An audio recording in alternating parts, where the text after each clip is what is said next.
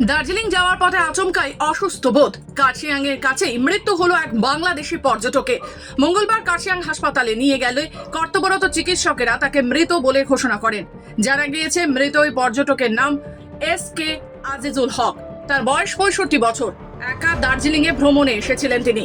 অন্য এক বাংলাদেশি পর্যটক মোহাম্মদ ফজলুর রহমান জানান, মৃত ওই পর্যটকের পাশাপাশি আরো 3 জন বাংলাদেশি পর্যটক দার্জিলিং এ বেড়াতে এসেছিলেন।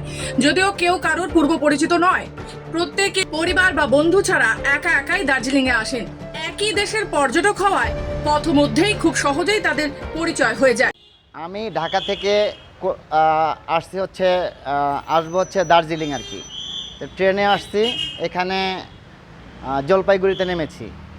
তারপর এখানে নেমে যখন আমরা বের হই তখন জলপাইগুড়ি কে আসবে সেই হিসাবে আমাদের পরিচয় হয় 4 জনের। 4 জন আমরা জলপাইগুড়ি আসবো। তা আমি সিঙ্গেল, এই আজিজ ভাই যার নাম, যে মারা গেছেন, সে তার নাম আজিজ, সেও আমার সাথে একই সাথে আমরা নেমে আসলাম। আমরা যাবো জলপাইগুড়িতে। শেয়ারিং করে আমরা 4 জন একটা রাইড নিচ্ছিলাম।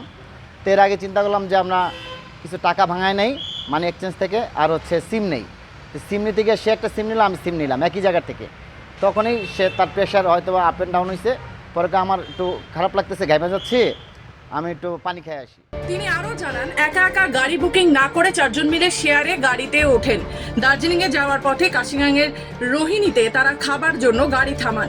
সেখানে তিনি অসুস্থ বোধ করেন। তারপর তার দেরি হবে দেখে 2 জন পর্যটক অন্য গাড়ি করে দার্জিলিং এর উদ্দেশ্যে রওনা দেন। থেকে যান মোহাম্মদ ফয়জুল ও মোহাম্মদ আজিজুল। একটু পরে গাড়ির ভেতরেই অচৈতন্য হয়ে পড়েন আজিজুল। তড়িঘড়ি তাকে নিয়ে যাওয়া হয় কার্শিয়াং হাসপাতালে।